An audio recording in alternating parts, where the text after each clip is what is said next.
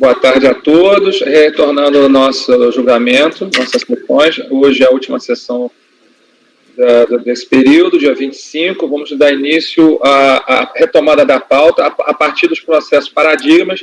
Retomamos o último item por nós julgados no dia de ontem até meio-dia.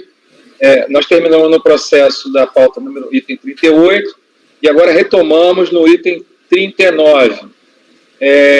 A empresa é São Marcos Indústrias Móveis Limitada. O relator é Dr. João Paulo. Por favor, Dr. João. Boa tarde a todos. Boa tarde. Eu vou tirar o som aqui. Perfeitamente.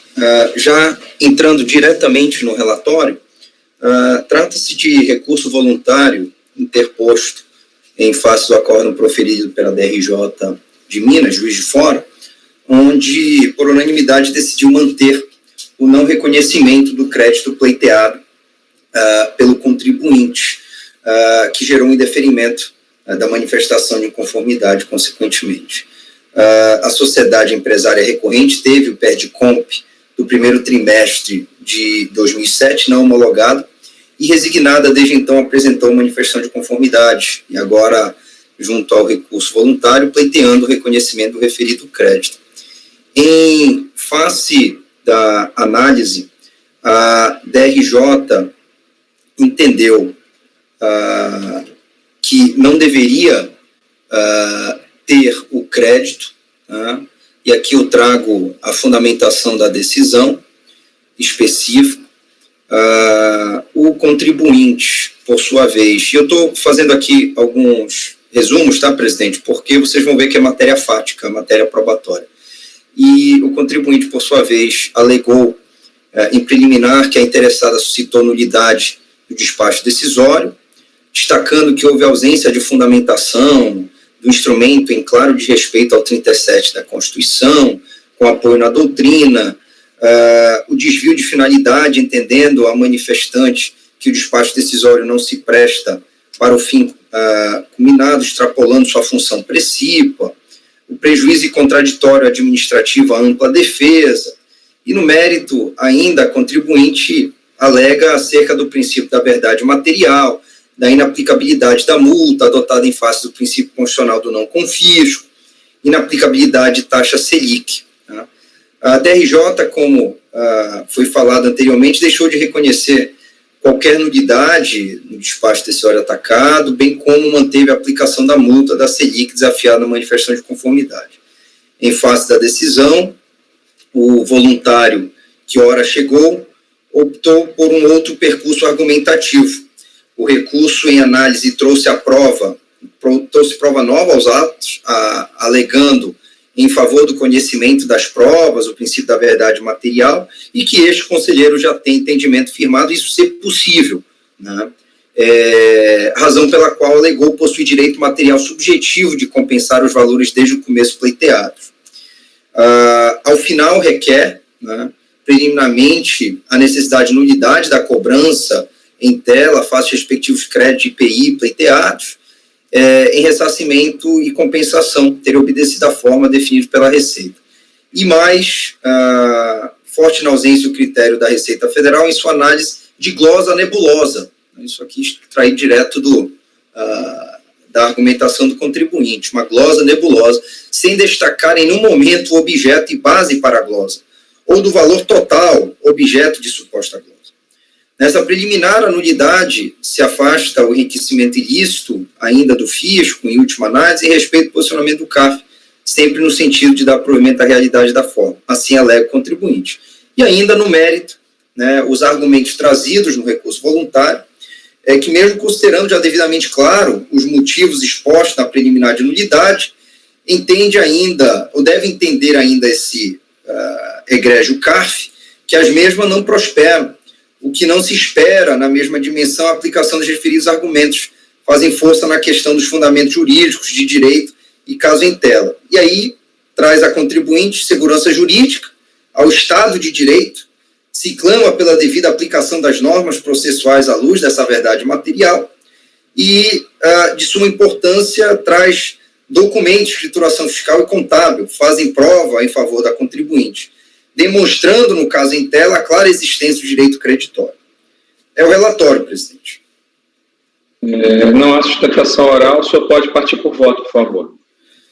Bom, da verdade material, como já disse outrora, este conselho entende pela possibilidade de juntar, de trazer provas novas em recurso voluntário, o que é o cotejo, né, do artigo 16, parágrafo 4º do decreto 70.235, à luz dessa verdade material. Como se trata de dispositivo de linguagem clara, parece não restar dúvida quanto a eventual preclusão, caso não tenha trazido, mas, por haver essas razões fortes nesse sentido, é permitido que haja, então, reconhecimento de documentos novos trazidos aos autos. Contudo, no caso concreto, e aqui já passo para o ônus de provar o fato constitutivo, como já for exposto por esse voto do relatório, e como se pode observar a partir da rápida análise dos autos, o despacho decisório deixou de homologar a PERDICOMP, tendo em vista a glosa dos créditos e a constatação de que o saldo credor possível de ressarcimento era inferior ao pleiteado, folha 131. O contribuinte, a fim de afirmar, segundo a fundamentação da Receita, juntou ao seu recurso voluntário a escrituração fiscal, a escrituração contábil fiscal, que, para mim, permito isso perfeitamente, né, diante do que eu acabo de defender, onde se pode constatar a suposta existência, na visão do contribuinte, dos créditos a serem reconhecidos. Só que a mera juntada desses documentos não representa a prova hábil, idônea a fazer crer a existência do fato constitutivo. Digo por quê. Em primeiro plano, cumpre destacar que a juntada do documento de autoria da própria sociedade empresária deveria ter sido apresentada em paralelo com os documentos que indicassem essa existência daqueles valores. Além disso, é expresso na decisão da DRJ, onde há uma relação de notas fiscais com créditos indevidos por entradas no período, constante folha 133, que não foram juntadas aos autos. Né? Os documentos apresentados não possuem o condão de, por si só, afastar o demonstrativo dos créditos e débitos de IPI anexado a partir do sistema de controle de crédito folha 132. Por essa razão, como se sabe que o ônus da prova é um verdadeiro instrumento decisório fornecido para aquele que alega, pelo 373 do Código de Processo Civil, entendo que se torna claro, uma vez apresentado o despacho decisório da Receita Federal na origem, a sociedade empresária se apresenta a manifestação de conformidade, instaura-se o contencioso administrativo e, nesse momento, se requer que a autora, ou melhor, que a própria requerente, né, a contribuinte, prove seu direito constitutivo dos créditos. E aqui eu me embaso em relação às referidas notas fiscais e uma necessidade de demonstrar isso cabalmente, de forma que eu não localizei em nenhum momento os documentos trazidos, inclusive aqueles pela primeira vez apresentados aqui em recurso voluntário, esse cotejo, razão pela qual, pelo exposto, conheço do recurso, para, no mérito, negar de provimento por questão de carência probatória. É como voto, presidente. Ok, feito o voto, sucinto, detalhado, esclarecido. Trago a baila aí para os senhores que têm colocações. Alguém gostaria de fazer uma colocação, pedir a palavra? Doutora Mara, por favor, com a palavra. Ô, João, esse daí não é o mesmo caso daquele, não? Que esse é despacho decisório eletrônico. E ele está trazendo razão, o diário, os livros aqui. Isso não é caso de baixar em diligência, não?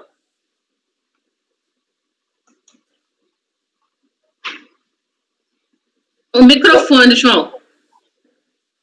Depois eu dou a palavra. Perdão. Igual ao que nós julgamos ainda há pouco, DEI Brasil. Então, a questão é que o contribuinte foi instado a trazer notas ou demonstrar as notas. Isso que eu entendo lá embaixo, pelo próprio despacho decisório, e assim não fez. Então, assim, eu entendo que há uma preclusão, é diferente daquele. No momento da DEI Brasil, que a gente julgou ainda há pouco, ele traz razão traz a escrituração contábil fiscal por iniciativa própria. Ele não se omite, ou melhor, deixa de cumprir uma determinação de piso, né, ou um questionamento de piso. E esse questionamento está trazido até o presente momento, Mara. Por isso que eu estou aqui negando o provimento, porque entendo que aí vai juntar agora as notas fiscais. Mas aonde que está? Porque o despacho decisório é eletrônico. Onde que está falando isso, que ele foi instado a apresentar documento? Eu não vi nenhuma intimação dele para apresentar nada aqui no processo, não. Estou só tentando entrar aqui no processo administrativo, só um segundo. Não é um fundamento de glossa? É falta de crédito. Ele está RJ, João? Pode ser, Oswaldo. Vou já... O despacho eletrônico é aquele fundamento, não contou o crédito.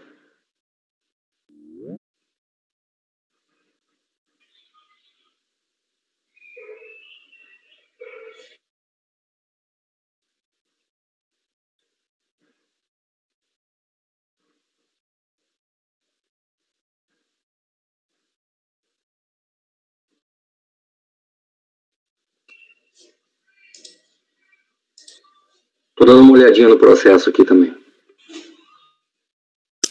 Eu peço só 2 minutinhos, estou só tentando entrar aqui.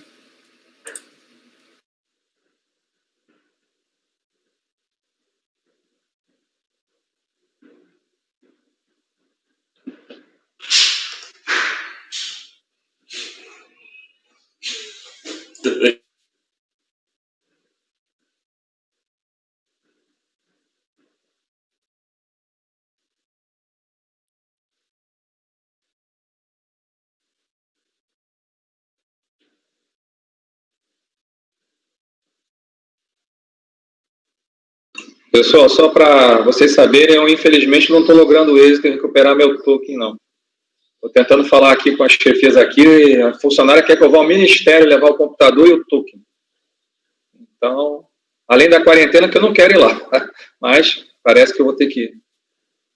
Não, eu estou sem acesso ao e-processo, tá?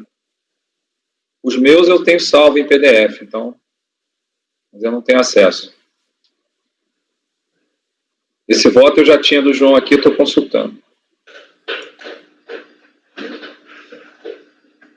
O voto, né? Só.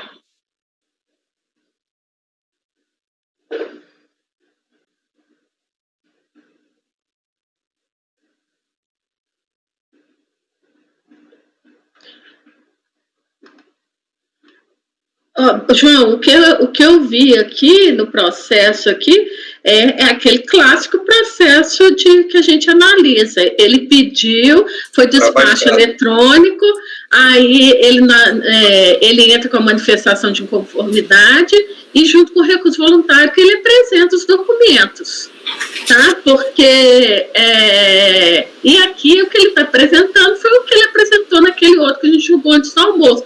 Razão, diário, livro de apuração de IPI.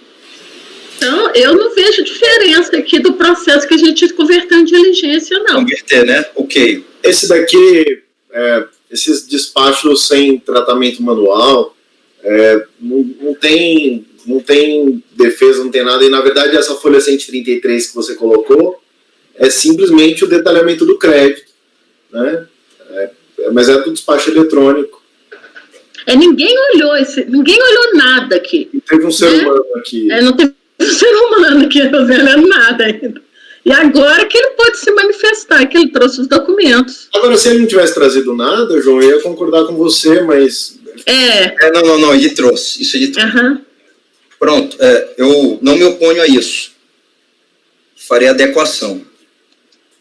Aí, presidente, devolvo a palavra para darmos continuidade. Doutor, eu só preciso esclarecer que a partir das alegações da Mara, confirmado pelo doutor Leonardo, há um esclarecimento de ordem que existe um documento eletrônico e que não houve as vias administrativas do agente fiscal. neste caso, o doutor está mudando, é isso que eu estou entendendo? O senhor está alterando o seu voto? Para baixar em Eu diligência. prefiro que o senhor manifeste seu voto e eu não pelo senhor. Por favor, diga qual é o seu voto. Presidente, converter em diligência. Tá? Vou propor isso, uma resolução para análise dos documentos aqui trazidos, tanto da escrituração contábil e fiscal. Questão de ordem, presidente. O Oswaldo, parece que ele travou em 2 vídeos. Tem 2 vídeos do Oswaldo e o Carlos quer falar. O outro pode me quicar, não sei o que aconteceu, viu, gente? Vocês estão me ouvindo? Pronto, ok. Eu queria falar o seguinte, esse despacho decisório tem 2 fundamentos. Um é a ocorrência de glosa, e tem o anexo do despacho decisório citando o número das notas fiscais, os valores de glosa, e um segundo fundamento que é a insuficiência de saldo credor. Em relação à glosa, o recurso voluntário só diz que essas glosas não foram apontadas à base para as glosas. Então, acho que isso é caso de carência probatória. Ele não esclarece nada em relação à glosa aqui no recurso voluntário. Ele tem um parágrafo dizendo que não há base na decisão para as glosas. E tem a tabela anexa do despacho decisório citando as notas fiscais e o valor da glosa de cada uma delas. Tem um demonstrativo aí. Isso aí foi completamente omisso. Qual folha, Eu Carlos? não consegui abrir aqui, Carlos. O e-processo é o despacho decisório, que eu estou entrando pelo e-processo. Tá. O despacho decisório é uma folha só. São duas. Olha os anexos lá no despacho decisório. A página 2 e 3 do despacho decisório tem lá a análise do crédito. Isso, aí você. Pronto, ok. Ah, tá, tem outra folha aqui, tá. Tem um detalhamento das glosas, o CFOP, o número da nota fiscal. Isso aí não está omisso o recurso voluntário em relação a isso. É isso mesmo. Ah, tá. Seja em alegações, seja em comprovação. Eu não tinha visto, eu só vi a primeira folha, Carlos. Boa. Está aqui o anexo. É isso mesmo, pronto. Eu consegui abrir aqui no outro computador.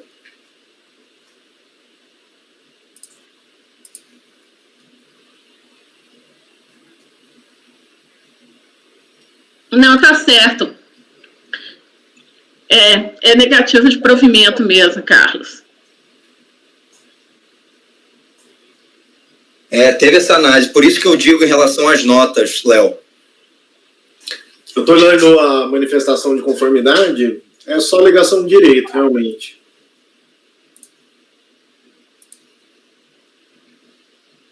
Mas ele anexou, eu estou sem acesso ao processo, ele anexou material contábil? O que ele fez? Notas fiscais, não. Ela anexou material contábil, só que se as glosas foram feitas por nota fiscal e ele não se manifesta sobre as notas até agora, carência probatória. Correto. Agora, eu estou na dúvida aqui, a respeito que o João está falando que tem um caso de preclusão aqui, né? Porque ele traz o material contábil, livros, etc., só no recurso voluntário e não na manifestação de inconformidade. Mas acho porque que eles são menos, né? Mas isso porque aí a gente não está, nega provimento, a gente não conhece. É isso? Não, Mara. Eu digo o seguinte, que em tese seria uma preclusão pelo 16, mas fazendo um contejo com a verdade material, que se permite a juntada de documentos em voluntário, que é o caso. Como eu venho decidindo aqui nos últimos votos. Eu acho que aí a gente vai ter que votar isso primeiro. Ok. Acho porque eu também divirjo nesse ponto, porque já está bem claro desde o despacho decisório qual o erro, né? Não é o caso de despacho decisório eletrônico genérico, que fica bem claro identificado. Pessoal, é só questão de ordem. Estamos explorando aí a colocação do colega do voto. O colega inicialmente estava negando o recurso, não reconhecendo o recurso, reconhecendo o recurso, negando o provimento.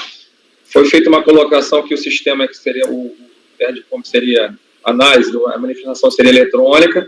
Aí o doutor Carlos Pantarelli, de forma atenta, descobriu que houve uma análise fiscal humana sobre o trabalho e nessa inconformidade alega problemas com as notas fiscais. E aí no recurso, na impugnação e no recurso voluntário, nada foi dito sobre a matéria, é isso? Estamos juntos? Tá. E agora a doutora Mara está sugerindo que façamos a votação dessa situação, doutora Mara. Isso eu queria ficar, eu não entendi. Não, porque inicialmente o João alega que a matéria está preclusa, porque ele fez a alegação na manifestação de conformidade só de direito. Ele só traz alegações de fato no recurso voluntário. Então, já que tem uma preclusão, a gente teria que votar. O João está superando isso. Mas a gente tem que ver aqui qual a posição da turma. Mas é o seguinte, então abrindo uma divergência técnica, a doutora Mara sugere que seja feita, e ela entende dessa forma, uma manifestação aqui através de voto dos colegas sobre a questão da preclusão ou não da prova lá no início do processo, ainda na manifestação de conformidade. Desde então, a matéria vem com carência probante, etc. Isso é o primeiro ponto. Se superado isso, iria para o mérito. Na verdade, a preclusão é das alegações, né? Porque ele fez determinadas alegações em manifestação de conformidade e ele está inovando no recurso voluntário.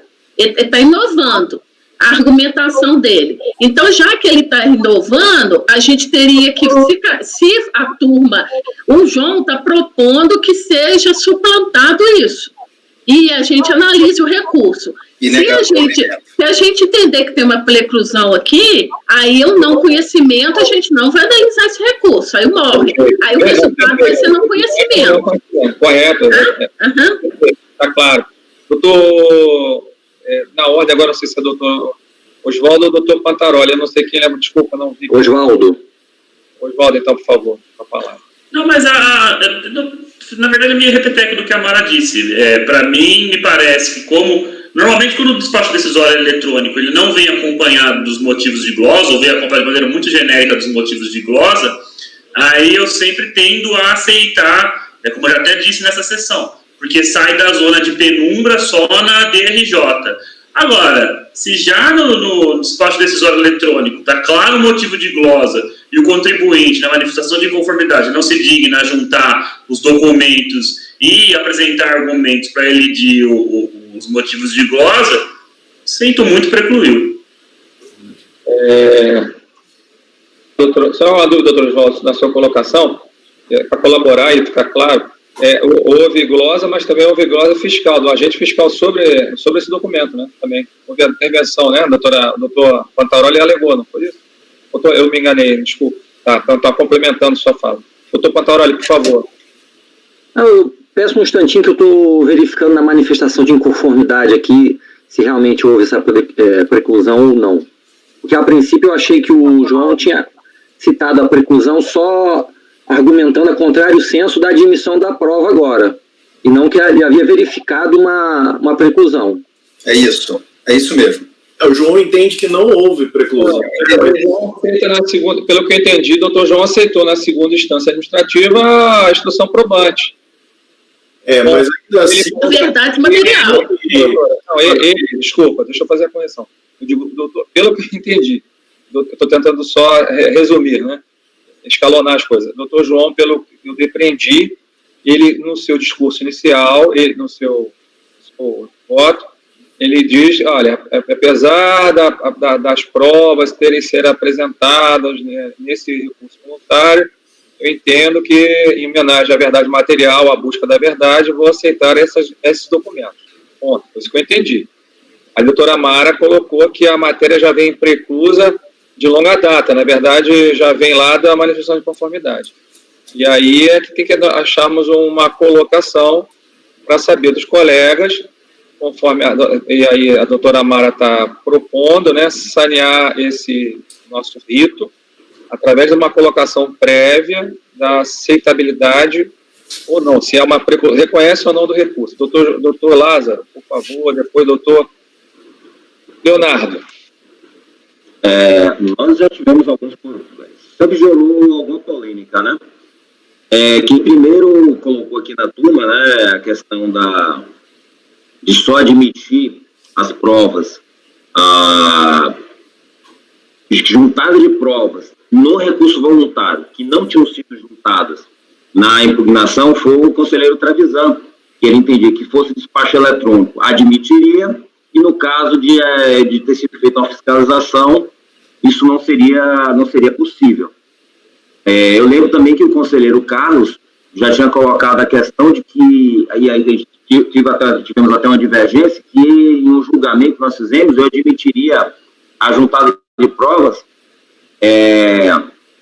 até antes da distribuição do processo. O conselheiro Carlos já entende que admitiria a juntada de provas até em sessão. E aí a gente fica naquela questão da verdade material. O problema aqui, a gente poderia até adotar uma rigidez formal, usar o dispositivo de lei para admitir a preclusão e afastar a verdade material. Só queria lembrar que aqui a gente tem uma pequena dificuldade, porque quando o contribuinte perde aqui, se ele apresentou uma prova, e ele tem a prova, e ele perde aqui, a gente não admite isso, ele vai para o judiciário. Quando isso é feito no judiciário, é muito mais fácil lá o juiz recusar a prova, porque lá ele perde mesmo. Lá ele já não vai ter mais para onde correr. Aqui não. Então eu fico assim pensando, qual o sentido? O CARF tem uma finalidade, né? A gente tem que fazer esse julgamento administrativo, tentando ao máximo evitar que processos vão para o judiciário, quando eles poderiam ser resolvidos aqui administrativamente. Então, se a gente tem uma prova, foi juntada, a prova resolve a questão. Para que a gente vai adotar um formalismo rígido, recusar a prova, para depois isso aí para o judiciário? Tem os problemas, teria devolução, pode haver supressão de instância em alguns momentos, isso causa um atraso no processo, é inegável. Eu só restringo, só tenho uma divergência com o caso em relação a receber isso em sessão, porque, aí já é uma outra questão. Aí o conselheiro recebe o processo, ele faz o voto, leva para a sessão, aí chega na sessão, o contribuinte, não, eu tenho uma outra prova, uma outra questão aqui para apresentar. Aí tem que, acho que a gente tem que estabelecer algum limite. Não gostaria de chegar com o meu voto pronto e o contribuinte em sessão apresentar uma prova que poderia ter apresentado ao longo, salvo se ele provar que conseguiu essa prova no dia anterior, que não teria como conseguir antes. Então, são essas ponderações que eu queria fazer. Gente, só um aviso antes de vocês continuarem, o tom acho que tá cinza. Tom, você precisa dar um refresh no seu... Peraí, só um minutinho. Eu acabei de verificar com mais cuidado a manifestação de conformidade. Era qualidade, esqueci de mexer. Vou passar um pouquinho à frente aqui, que eu não sei se vocês leram a manifestação, mas eu acabei de dar uma lida na manifestação. Eu terminei de ler também, Carlos. E ela é totalmente jurídica, não contesta a glosa, não contesta saldo credor, ataca o despacho decisório sob o ponto de vista da desvio de finalidade, carência de fundamentação, ela só ataca a questão da multa e de juros. Ou seja, eu acho que me parece claro que está precluso isso. E ainda que não tivesse, que eu tivesse mencionado lá vagamente sobre as glosas, o saldo credor, pelo menos a questão da glosa agora cairia por carência probatória no recurso voluntário. Então, eu não tenho mais dúvida que estaria precluso essas provas agora. Doutor Pantora, olha, só... Presidente, o áudio.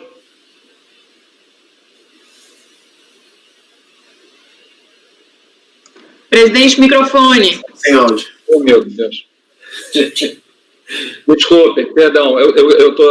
Agora está ao contrário. Esse ficava aberto, agora é melhor pecar por excesso. Não precisa nem pedir desculpa, não. Só liga lá e segue. Vamos lá. Doutora, eu vou fazer a questão de ordem, doutor Pantora. Seguindo, então, a ordem, doutor Leonardo, doutora Fernanda, depois doutor Oswaldo com a palavra. Pode seguir, então, doutor Leonardo, por favor. Eu acho que essa questão é super sensível que o Lázaro colocou, agora eu não entendi. Não havendo preclusão, a gente baixaria em diligência, na sua opinião, Lázaro? Só pontualmente. Porque, num caso como esse daqui, ainda que entenda que não houve a preclusão, a gente poderia conhecer esses documentos, eles são suficientes para justificar uma diligência? E aqui, nesse caso, para mim, parece que não. Mas não sendo, essa preclusão, ela não opera não conhecimento. Porque a gente está falando aqui de uma preclusão quanto à apresentação de provas que está no artigo 16 do Decreto 7235. Agora, a gente tem uma série de razões que, ainda que a gente considere que sejam improcedentes, elas são do artigo 17. E o artigo 17, quando ele fala das razões, aqui a gente não tem preclusão. Existem argumentos, ainda que eles não sejam satisfatórios. Então, ainda que a gente vá negar uma diligência e vá conhecer o processo, é conhecimento, e aí, eventualmente, julgar uma improcedência. Leonardo, uma retificação que você falou, não é preclusão na apresentação de provas, não. É preclusão de argumentos. Nas notas fiscais, porque essa está sendo... Não, mas na manifestação de inconformidade, foi o que o Carlos falou. A argumentação dele é só razoabilidade, só essas de princípios, entendeu? Ele não faz nenhuma argumentação a respeito do crédito dele. Eu interpreto que sim, Mara, porque ele pede a verdade material. E pela verdade material, ele advoga a existência do crédito. Então, ele poderia falar, entre aspas, por todos os meios admitidos, entendeu? Não, então ele só fala isso. Ele só fala isso, que ele tem direito ao crédito. A única frase que ele fala. De fato. Inclusive, ele requer a posterior juntada das provas. Exato, deficiente. Exato. Olha só, Léo, a minha questão que eu coloquei foi em relação à apresentação de provas, documentos. Em alegação de matéria, não. Porque a gente pode alegar uma matéria, a gente aqui julgar em sentido e negar provimento, ele vai prejudiciar de qualquer forma. Nem por isso a gente vai dar provimento, né? Perfeito. Então, preclusão de matéria de defesa, tem. Agora, se tem uma prova decisiva para resolver a questão, e ele apresenta essa prova que vai ser decisiva no recurso voluntário, eu acho que ele supera a preclusão. Perfeito. Aquela questão do conselheiro Atulin, se chega o contribuinte, ainda que precluso, com a guia DARF do pagamento na mão, é uma dificuldade que a gente tem, né? Agora, a minha preocupação é aqui, qual foi essa implicação para esse processo? Com a palavra, doutora Fernanda, por favor. Eu vou na mesma linha do Léo, mas para mim, Léo, a pergunta aqui não é qual é a implicação para esse processo, é qual é a implicação para o nosso posicionamento oficial. Porque, assim, foi mencionado aqui que o despacho decisório, por mais que ele tenha sido eletrônico, ele adentrou a questão. Se vocês forem olhar o despacho decisório, ele tem 3 bullet points. Ele só faz 3 comentários a mais do que um despacho decisório normal que a gente está acostumado a ver. E, inclusive, ele fala de reclassificação, mas ele não explica como é que ele fez essa reclassificação, porque o despacho decisório ele não tem nem espaço para você fundamentar e explicar passo a passo o que você fez. Então, assim, só por causa disso, você entender que aqui a gente não deveria dar o benefício. Depois o Lázaro quer falar, mas ele é por último e ele já furou a fila. Eu também. Eu acho que, assim, aqui a gente tentar puxar para um despacho como se ele tivesse sido feito por um fiscal, com todo o cuidado que é imputado ao fiscal para esse caso, eu acho muito perigoso. Então, no final, por muito pouca coisa, a gente vai estar revertendo todos os nossos precedentes, e eu entendo que mesmo que a prova não seja suficiente, a gente tem aí a função de negar provimento. Eu acho que aqui a preclusão, ela não precisa esgotar a matéria, a gente tem outras formas de esgotar a matéria, e não reconhecer o direito diante do que está, mas eu entendo que deve ser conhecido sim, porque é um espaço decisório, e é um espaço decisório muito pouco diferente dos outros que a gente está acostumado a ver. Ok, doutora. Com a palavra agora, doutor Oswaldo, depois do doutor Pantaroli, depois do doutor Leonardo e doutor Lázaro. Bom, por mais que eu adoro questões processuais, né? Mas, e eu acho, Fernanda, com a devida vênia, que a posição do Léo realmente é a posição mais correta. Primeiro porque nós estamos falando aqui, embora no despacho decisório eletrônico ele tenha algum detalhamento. Esse é o ponto 1. Segundo porque tem algum detalhamento e era possível ao contribuinte trazer as provas. Terceiro, porque as provas que o contribuinte traz, eu sou disposto, inclusive, e já votei nesse sentido, a analisar a força probante desse documento, como disse o Léo, o cara traz um DARF com o pagamento. E aí, pela lei do processo administrativo. Nós somos obrigados, pela lei do processo administrativo, e não pela lei do PAF, pelo Administrativo Federal, a nos manifestar sobre os documentos que juntam aos autos. isso não significa que nós devemos aceitá-los ou não. Então, eu acho que, a partir dessa análise da força probante, se fosse um documento, se fosse a nota fiscal que está pedindo no despacho de glosa, beleza, aceitaria sem problema nenhum. Acho que essa é uma das exceções do 16, parágrafo 4º, independentemente do que tem no despacho decisório. Mas, nesse caso, não é o caso. Nós nos debruçamos sobre o documento, o João se debruçou sobre o documento e falou assim, esse documento não prova nada. É aquele caso da Combis, que o Rodrigo fala, Combis cheia de nota. O cara traz uma porrada de documentos sem vincular, sem dizer do que se trata. Esse documento a gente olha, fala, olha, não demonstra de plano o que está falando nas glosas, por isso não aceita os documentos. Mas isso é um ponto. Acho que a preclusão aqui se refere aos documentos que ele juntou. Tá? Esse é um ponto. Agora, os argumentos, o cara pode argumentar inconstitucionalidade, o cara pode argumentar falta de razoabilidade, o cara pode argumentar uma série de coisas por motivo de glosa. E aí nós somos obrigados, e aí a utilidade do CARF, nós somos obrigados a nos debruçar sobre os argumentos. Ainda que seja para dizer, se o argumento eu não posso acolher por tal motivo, não posso acolher porque está na súmula 2, não posso acolher porque está não sei o quê. Então, se entendi bem e acompanho o Léo nesses termos, preclusão contra as provas. Por que preclusão contra as provas? Nós não estamos mudando nosso posicionamento. Preclusão contra as provas, porque as provas não têm capacidade probante, não têm capacidade probante mesmo, né? Não tem força probante o suficiente para elidir o despacho de glosa, para você poder tomar elas em consideração. Ela não e você não consegue delas imediatamente afastar os motivos da glosa, e quanto aos argumentos, negar provimento. Mas aí o João precisa ir nos argumentos e dizer, nega o provimento. Conheço em parte, porque ele não conhece dos documentos, e na parte conhecida, nega o provimento. Queria pedir para furar a fila, porque eu só queria trazer uma informação que tem no documento, que eu não sei se vocês viram. Vamos lá, permite aí? Então vai. É só o seguinte, no despacho decisório, o que aconteceu? Aqui não é um despacho decisório eletrônico, mas temos que lembrar que tem aqui dizendo, uma dessas 3 linhazinhas aí, tem dizendo, ocorrência de glosas que são consideradas indevidas em procedimento fiscal.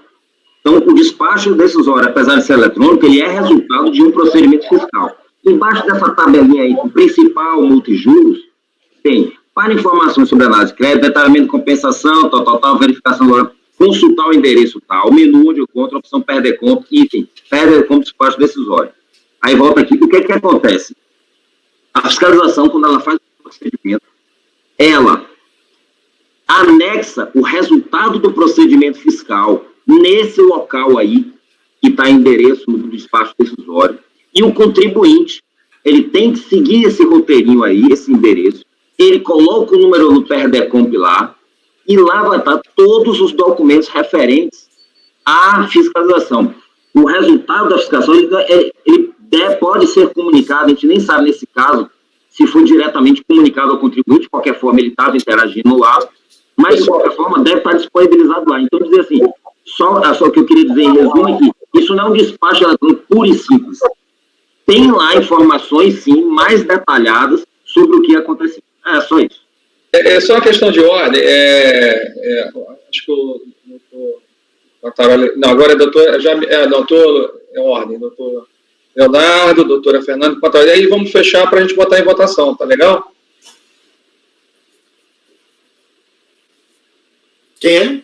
É o Carlos. Não, é o doutor Leonardo. Depois a Fernanda eu vou ser bem breve, até para acelerar um pouco, mas eu entendo a preocupação da Fernanda em a gente fixar teses, critérios, mas talvez não seja o momento aqui de fixar qual vai ser o momento da preclusão. Esse aqui é um caso prático, a gente vai ter que decidir sobre ele.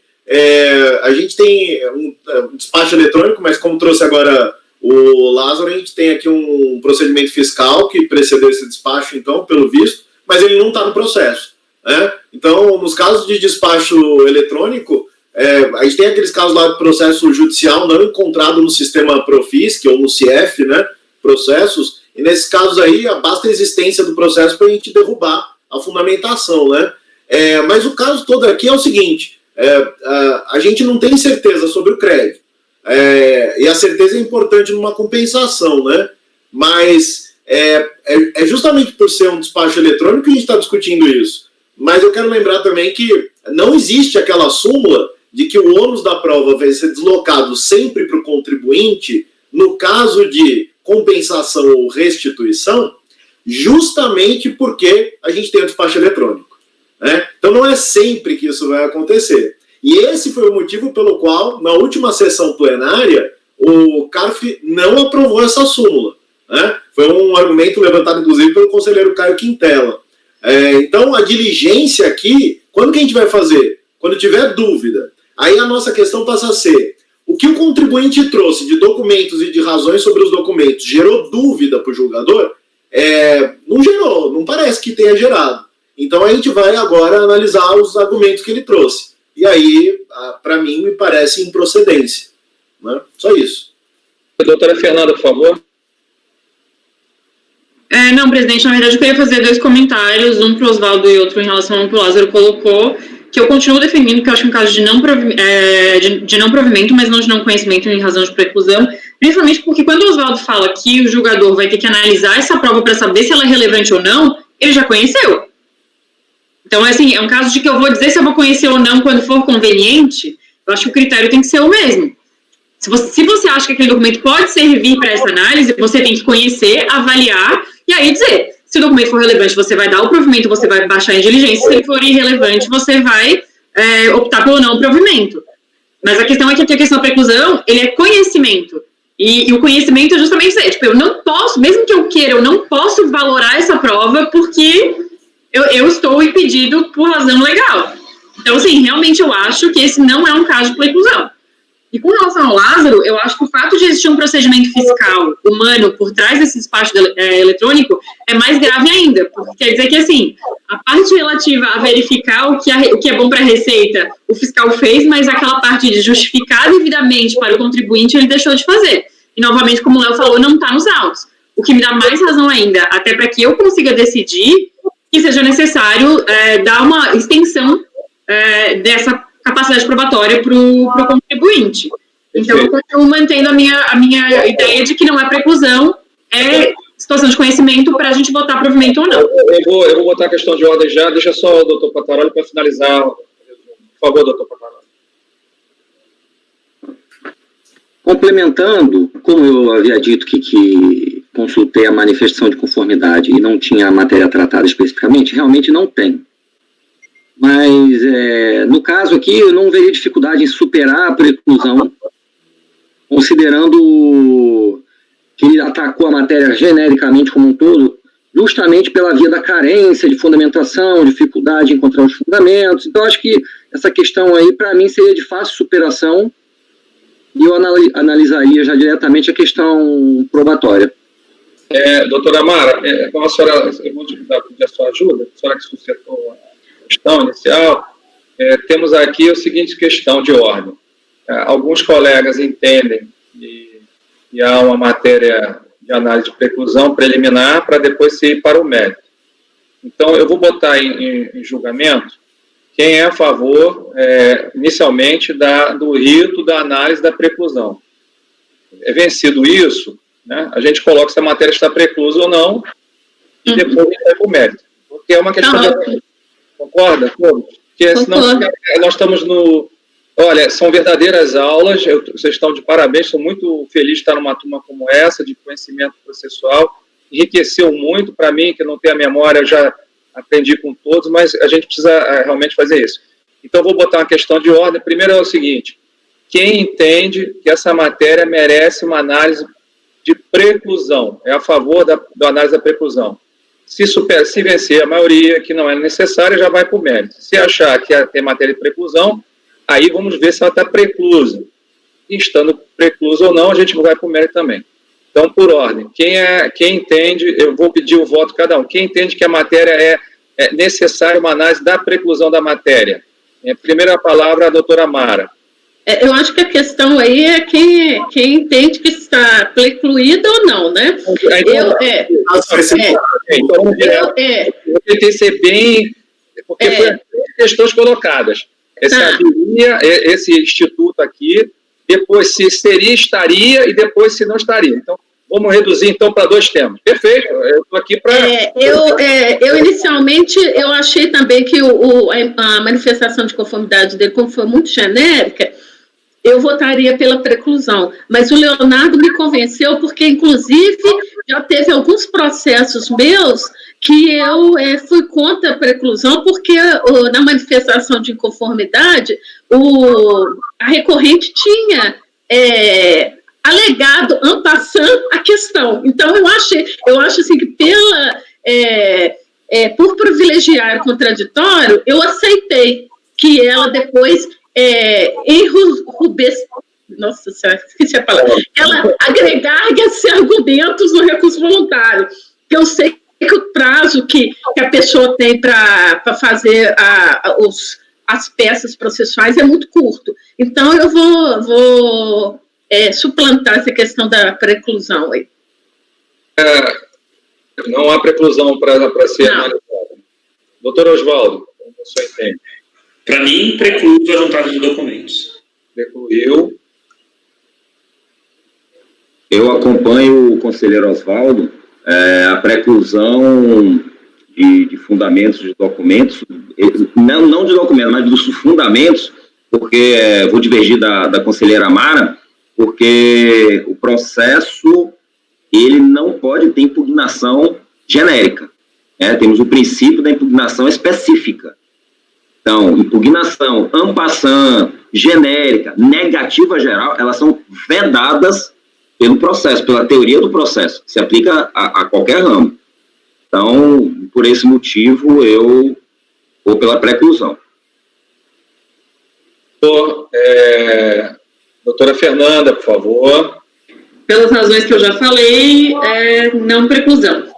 Não preclusão. Doutor Carlos Henrique Pantaroli. Bom, eu superaria a preclusão caso nós fôssemos analisar diretamente a questão probatória. Como nós estamos colocando em votação a preclusão, eu voto pela preclusão.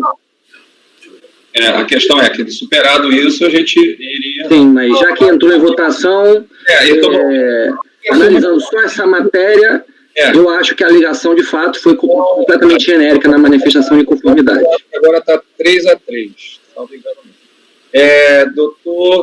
Doutor João não vota. Agora é a questão que ele já tem a posição dele, ele que seria a colocação contrária, né? Não, ele vai ter que ter... A questão é interessante, não estava no voto dele isso. Ele encaminhou, no voto dele ele encaminhou. Pela não preclusão. Então, perfeito. Eu estou aceitando. Eu tive que dar uma parada, porque realmente... Doutor Leonardo, vota como? Não tivemos nenhum empate até agora, né? Eu voto no sentido de que não houve a preclusão consumativa nesse caso. Então, nós temos 4 votos tem quantos votos até agora? Só para eu... 4-3. 4 votos pela não preclusão e 3 pela preclusão, né? Eu também... Lamento lhe informar que sua opinião não vai fazer diferença. Não, a matéria aqui... Mas daria empate? Peraí, calma aí, eu não votei, deixa eu só colocar... Pode ser maioria? Senhores, vai ficar... gente! Eu vou... Poderia ser maioria. Calma, por favor, senhores, calma, calma, a gente precisa ter calma. Ontem nós já... O dia nem acabou, por favor, vamos ficar tranquilos. Eu acabo também me envolvendo nas emoções e perco a contabilidade dos votos.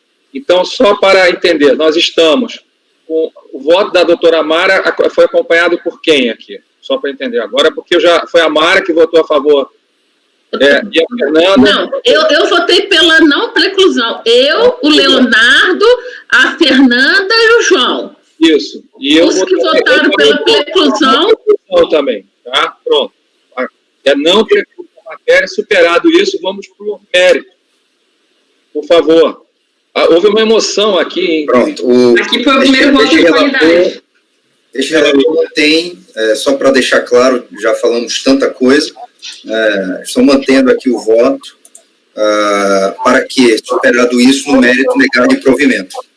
Perfeito. Agora a colocação do segundo Bota em discussão a segunda parte, já que foi a parte preliminar, vem ao mérito. Alguém gostaria de fazer alguma...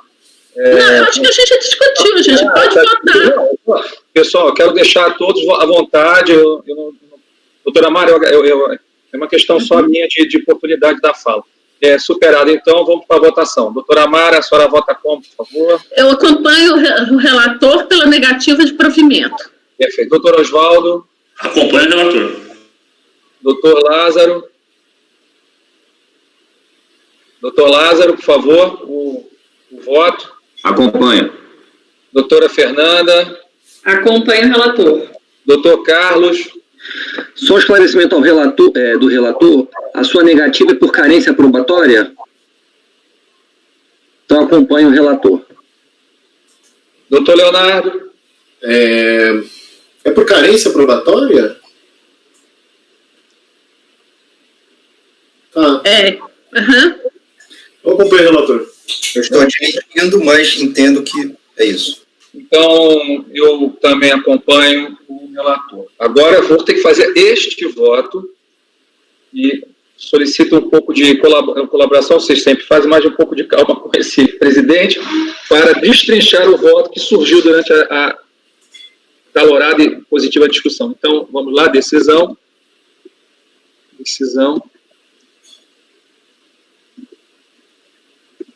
Preliminar. Essa preliminar de preclusão é a preliminar de conhecimento do recurso, né? Então vai direto, né? Reconhecimento do recurso. Então, nesse caso, Tom, você vai ter que colocar o conhecimento por maioria e o desprovimento por unanimidade. Correto. Por maioria. Colocar os vencidos. Por maioria de votos. Acordam. Dá licença. Obrigado. Acordam. Os membros do colegiado. Isso. Os membros do colegiado. Pelo conhecimento da matéria. Do recurso? Só um minutinho. Colegiado pelo conhecimento, mas aí eu queria botar que foi por maioria. Isso. Por maioria de votos, vencido. Vamos lá.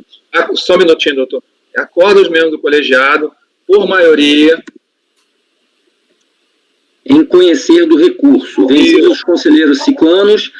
Peraí, só um minutinho. Votaram pela preclusão da matéria. Olha, eu estou contigo, só deixa eu digitar que eu não sou tão rápido. Maioria. Aí eu não consigo. Minha mulher fala isso, eu só consigo fazer uma coisa de cada vez. Acorda os membros do colegiado da maioria. Acorda os membros do colegiado por maioria. Por maioria. Pelo conhecimento. Vencidos, aí sim, quem são os conselheiros, por favor, que foram vencidos? Doutor Lázaro, conselheiro. Sim. E Osvaldo Lázaro. Conselheiros. Perfeito. Osvaldo, doutor Lázaro.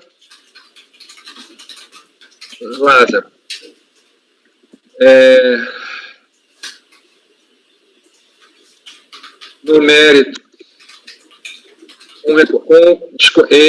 E por unanimidade de votos, pelo desconhecimento, pelo não provimento, pelo improvimento, provimento, recurso voluntário. Ok. Vou repetir só, acabar de escrever aqui, recurso voluntário. Senhores, então está lá, decisão, proclamando, acorda os membros do colegiado maioria pelo conhecimento, vencidos os conselheiros Osvaldo e doutor Lázaro, e por unanimidade de votos, pelo não provimento do recurso voluntário. Eu fiquei vencido nesse aí também. Osvaldo, Carlos e Lázaro. Aqui também teve, não foi unanimidade no conhecimento? Não, fiquei vencido no conhecimento. Eu, Osvaldo e Lázaro. Ué, é mesmo? Olha que eu entendi que você tinha acompanhado. Perdão, então, desculpe. Aí eu já me confundi mesmo. Então, não é unanimidade, é por maioria. Vou ter que retificar o voto. Não, a negativa de provimento foi unanimidade. Então, o O que o doutor No falou? meu conhecimento, fui eu vencido, o Oswaldo e o Lázaro. Ah, falta o seu nome, então. Isso. Ah, perfeito. Eu havia entendido que estava falando do provimento. Só um minutinho, por favor.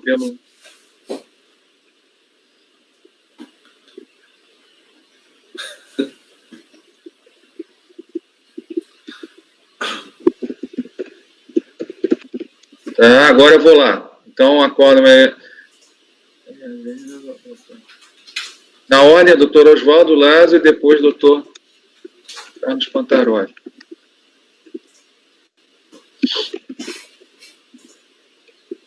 Perfeito. Agora vou proclamar. Feitas as retificações e as alterações devidas. Decisão. Acordam os membros do colegiado, por maioria de votos, pelo conhecimento, vencidos os conselheiros Oswaldo, doutor Lázaro e doutor Carlos Pantaroli, e por unanimidade de votos pelo não provimento do recurso voluntário. Então, está proclamado. Perfeito. Dando continuidade, continua a doutora Mara. O processo pautado é o item 40, a empresa é Trianon Indústria Comércio Limitada. Doutora Mara, com a palavra. Ainda, presidente. O processo é do João. Ah, do João. Doutora Mara, eu quis homenageá-la, desculpa. Então, doutor João, por favor, progrida com o trabalho. Obrigado. Processo 40 aqui da pauta, Trianon Comércio. Trata-se de recurso voluntário interposto em face de um acórdão proferido pela DRJ. Ocasião de Minas Gerais, ocasião em que, por unanimidade, decidiu manter o não reconhecimento de direito de crédito pleiteado. Estamos falando aqui de IPI. A sociedade empresária recorrente teve o PER de compra do segundo trimestre de 2008 não homologado e resignada. Desde então, apresentou manifestação de inconformidade e agora em recurso voluntário pleiteando o reconhecimento do crédito do tratamento tributário atribuído às embalagens para transporte, bem como os créditos advindos dos produtos importados e reinvendidos. Sobre o primeiro ponto, argumenta no seguinte sentido, que os créditos sobre embalagem e equiparação do estabelecimento industrial, no caso em questão, importa os produtos de origem estrangeira e, por este fato, equipara-se a estabelecimento industrial e os revende no mercado interno nacional.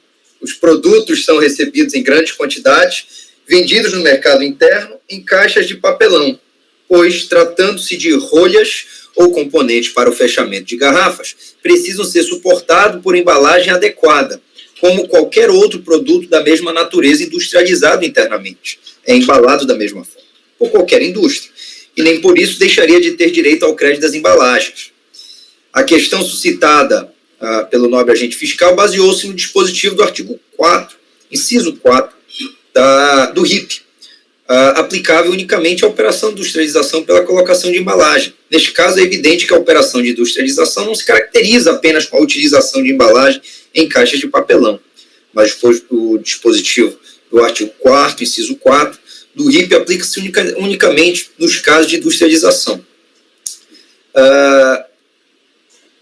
Assim, é evidente que esse dispositivo não pode ser invocado para restringir o direito de crédito do contribuinte sobre material de embalagem, mas operações de revenda do produto importado, pois esta é uma operação em que o contribuinte é equiparado a estabelecimento industrial.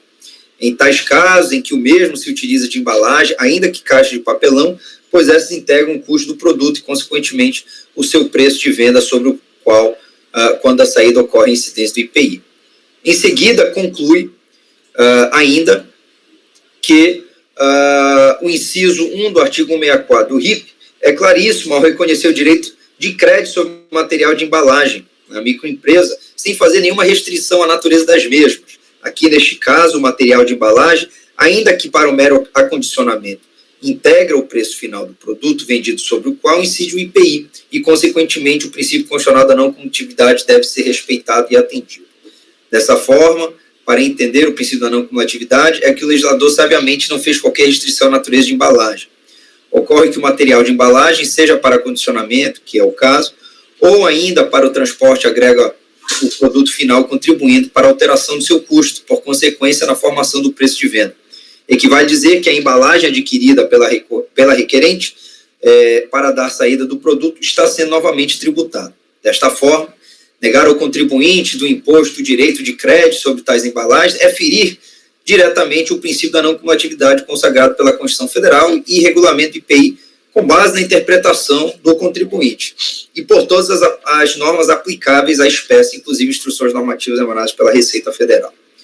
Além de argumentar sobre notas fiscais não lançadas no livro ou créditos não adjudicados por falta de folhas no livro fiscal de entradas, o que não será objeto, destaco aqui, tá, da análise desse voto, em razão de se voltar para período que não é correspondente ao dos autos, conforme notou no acórdão recorrido, folha 114, parágrafo 1. A sociedade empresária argumenta que na apuração do débito em relação a essas operações deverá ser levado em consideração para a dedução do produto lançado de ofício em auto de infração os créditos relativos ao IPI pago no desembaraço aduaneiro desses produtos, ainda não escriturados nos livros próprios, recurso provido em partes, né? E aqui ela traz alguns argumentos. Em direito, busca-se o equilíbrio e o reconhecimento do que é lícito e a punição ou negação do ilícito, a transparência dos atos, fatos jurídicos, de forma a conferir às pessoas exata parcela daquilo que lhes cabe por seu trabalho perante a sociedade completa das relações sociais. Então, é o relatório, é nesse sentido que o recurso voluntário se sustenta, presidente. Não há recurso, o proeminente relator pode prosseguir com o seu voto. O recurso voluntário é tempestivo, razão pela qual dele conheço. O recurso voluntário devolve a este Conselho Administrativo de Recursos Fiscais duas discussões centrais sobre o direito creditório pleiteado: a possibilidade de creditamento dos custos relativos às embalagens para transporte e o creditamento vinculado ao produto importado e revendido. Sobre o primeiro ponto, como foi destacado anteriormente, o contribuinte acredita que, pelo mero fato de constituir custo de processo produtivo, estaria apto a gerar crédito pela própria lógica da não cumulatividade, argumento trazido à baila das folhas 139. Ocorre que sua premissa está claramente equivocada, pois nem tudo que compõe o custo de produção deve ser visto como potencial direito de crédito, pois mesmo que compõe o preço do produto, disso não se extrai que há incorporação ao produto. O decreto 72/12/2010, o RIP, né, em seu artigo 226, fornece a chave interpretativa necessária para o caso concreto. Os estabelecimentos industriais e que lhes são equiparados poderão creditar-se do imposto relativo à matéria-prima, produto intermediário e material de embalagem, adquiridos para o emprego na industrialização de produtos tributados. E faço aqui, né, o destaque desse ponto, incluindo-se entre as matérias-primas e os produtos intermediários aqueles que, embora não se integrando ao novo produto, forem consumidos no processo de industrialização, salvo-se compreendidos entre os bens do ativo permanente. Ainda o presidente da República, no exercício do poder normativo, lhe confere o artigo 84.4 da Constituição, não deixou brecha, pois não estabeleceu de qualquer material de embalagem geraria direito de crédito, mas somente aqueles empregados na industrialização de produtos. Ocorre, porém, que encaminharam bem a DRF e DRJ de origem em realizar a glosa, visto que a embalagem em discussão se volta para o acondicionamento para o transporte, conforme o próprio contribuinte assim afirma. O Superior Tribunal de Justiça, inclusive, já debruçou sobre o tratamento jurídico a ser lançado sobre as embalagens destinadas ao acondicionamento, distinguindo-a daquelas que se incorporam ao próprio produto, estas sim dignas de direito de crédito, se não vejamos. E aqui trago, né, apenas a ementa do voto condutor, que fundamenta o que eu acabo de destacar. Ora, conforme as razões de decidir, que impulsionaram o STJ a decidir no sentido de distinguir as embalagens de acondicionamento daquelas que se incorporam ao próprio produto, não existe motivo para afastar o mesmo tratamento a ser atribuído no caso em tela. Nesse sentido, quanto a este ponto, voto pela manutenção da glosa. Ademais, sobre o segundo ponto, que são os únicos dois trazidos no recurso, de debate ao longo deste processo administrativo, que é o creditamento supostamente decorrente dos produtos importados e revendidos, o contribuinte alegou, em apertada síntese, que já foi exposto acima. Na apuração do débito em relação a essas operações, deverá ser levado em consideração para a dedução do tributo lançado de ofício em auto de infração os créditos relativos ao IPI pago no desembaraço aduaneiro desses produtos, ainda que não escriturados nos livros próprios. Em virtude da argumentação reduzida acerca do ponto, parece não ter atentado o recorrente que a operação de simples revenda de produtos importados, como é o seu caso, não gera configuração de operação industrial, uma vez inexistente qualquer processo de transformação, recondicionamento, acondicionamento, beneficiamento, previsto no já citado artigo 4º do RIP. Além disso, mesmo que seja atribuída à sociedade empresária a equiparação de estabelecimento industrial, a ela só poderia ser reconhecido o direito de crédito com base no artigo 226.5 do Decreto 72/12, o que faz gerar a conclusão de que não há direito de utilização de eventual saldo credor para ressarcimento ou compensação. Tal dinâmica se torna mais clara quando a leitura do artigo 2º da Instituição Normativa 33/99. Por essas razões, mantenho as glosas realizadas anteriormente quanto a este ponto e, pelo exposto, conheço o recurso voluntário para, no mérito, negar-lhe provimento de forma integral. É como voto. Dou-lhe parabéns pela a conclusão e pela colocação da ideia do IPI, ficou muito claro. Não adianta o meu voto, mas já faço elogio pelas colocações. E coloco aí a mesa virtual para saber se os colegas gostariam de tirar alguma dúvida.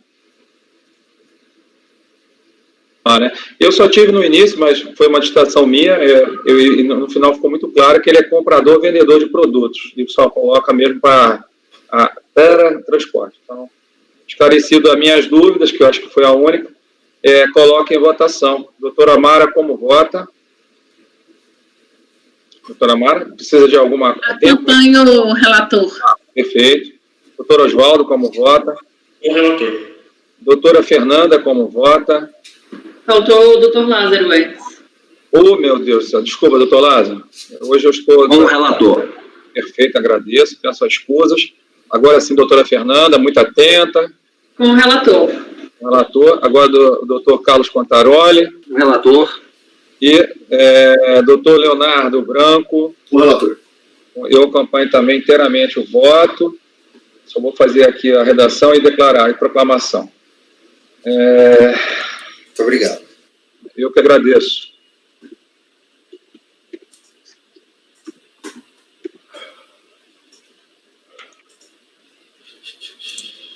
Acordo os membros do colegiado, por unidade de votos, em conhecer do recurso e negar-lhe provimento do mérito.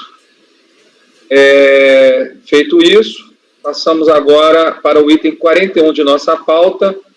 Doutor Henrique Seixas Pantaroli, a empresa é Biotec Marine Comércio Limitada.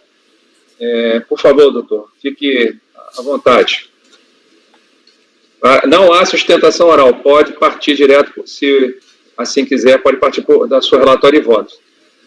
Tá ok, estou abrindo o arquivo aqui. Perfeito. Carlos, esses biotech são diferentes? É isso que eu vou dar uma olhada, eu acho que eles são iguais.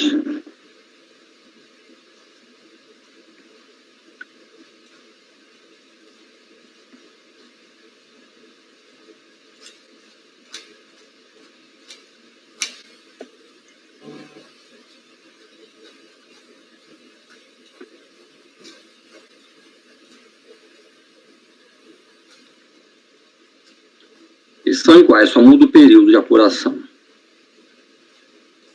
Então, diante desse fato processual, em nome da celeridade e, enfim, interesse do nosso trabalho, eu sugiro, então, que o senhor faça... Julgar em conjunto 41 e 42 da pauta. Isso. Não há nenhum prejuízo ao processo, visto que a matéria é idêntica. É uma matéria já conhecida, acho eu que não tem muita coisa a ser discutida aqui. Isso se trata de crédito presumido de IPI, na atividade de carcinicultura, que é a criação de camarões. Na verdade, pede-se crédito presumido pelas aquisições de matérias-primas empregadas na fase agrícola. Como isso aqui não é legislação de PIS/COFINS, é legislação de IPI, e essa fase anterior à industrialização, eu voto nesse processo pela impossibilidade de crédito na aquisição de insumos para a fase agrícola do processo da atividade de carcinicultura, e eu já relatei processos dessa mesma matéria que eu aqui transcrevo no voto, fui acompanhado integralmente pela turma no ano passado, transcrevo alguma jurisprudência também do Conselho, turma 3002, da nossa turma da Câmara Superior e da turma 3402, então acho que é um tema pacífico. E ainda tem uma questão adicional que eu julguei prejudicada, que seria a atualização do crédito pela Selic, mas mesmo julgando prejudicada, eu fiz indicação da súmula CARF 154, né, em que só caberia a incidência da Selic no caso de caracterizar a posição ilegítima do fisco. Então, acho que é uma matéria pacificada na nossa turma e em outras turmas, até na Câmara Superior também. Se tratando de crédito de IPI, como essa fase da criação dos camarões ela é anterior à outra fase do beneficiamento, isso não caracteriza industrialização e não se admite o creditamento por esses insumos. Então, voto por negar provimento ao recurso. Negar provimento ao recurso. Ok. A doutora Fernanda quer a palavra. Eu também gostaria depois de fazer uma breve elucidação a meu conhecimento, só para aprender com a matéria. Por favor, doutora. Na verdade, eu só queria confirmar se o outro voto que nós fizemos por unanimidade te acompanhando era sobre esse mesmo processo produtivo. Teu microfone está fechado. Deixa eu consultar aqui no próprio voto que eu transcrevi a ementa. Sim, lava, ração e produtos. Carcinicultura. Eu lembro desse negócio do camarão que a gente votou ano passado. Isso. Obrigada. Eu fiquei imaginando que sim, mas eu só queria confirmar. Na época, acho que era um processo da Queiroz Galvão Alimentos, que eles também fazem carcinicultura. A matéria é idêntica. Nome esquisito, né? Carcinicultura. É uma carnificina. Mas o produto... Não, carcinoma. Parece que criando câncer. É carcinoma também. Porra. Gente, por favor. Por favor. Ao astral, para cima. Eu vou fazer a minha colocação só por uma questão curiosa, né? Coisa mesmo assim de pensamento racional. No caso, ele só faz aquela piscina, bota ali o bichinho, e começa a larva, cresce o camarão, reproduz, depois ele pega aquilo e transfere para uma fábrica, fazer embalagem, descascar, etc. Tá bem. Exatamente. Se fosse uma agroindústria pedindo insumo de piscofins, a situação seria outra, né? Mas no caso aqui crédito presumido de IPI. Se ele vendesse o saco, aí já tinha um beneficiamento, tinha um acondicionamento, mas não é o caso, para consumo, mas não é o caso. Tá bem. Esclarecido isso, acho que não tem mais alguém para colocar, não, acho que a matéria já é conhecida, então eu vou levar a doutora Amara para fazer a abertura do voto. Doutora Amara, por favor. Acompanhe o relator. Doutor Osvaldo. Com o relator. Doutor Lázaro, como com vota? O relator. Doutora Fernanda, como vota? Com o relator. Doutor João Paulo, como vota? Com o relator. E, finalmente, doutor Leonardo, como vota? Com o relator. E eu também acompanho o relator, então só vou para a proclamação.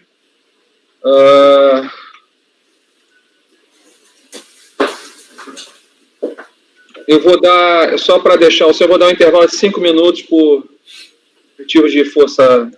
Esse foi o processo mais rápido que nós votamos, viu, Carlos? Parabéns. Eu estou sempre contribuindo para a celeridade. Mas o último dele da manhã também foi rápido.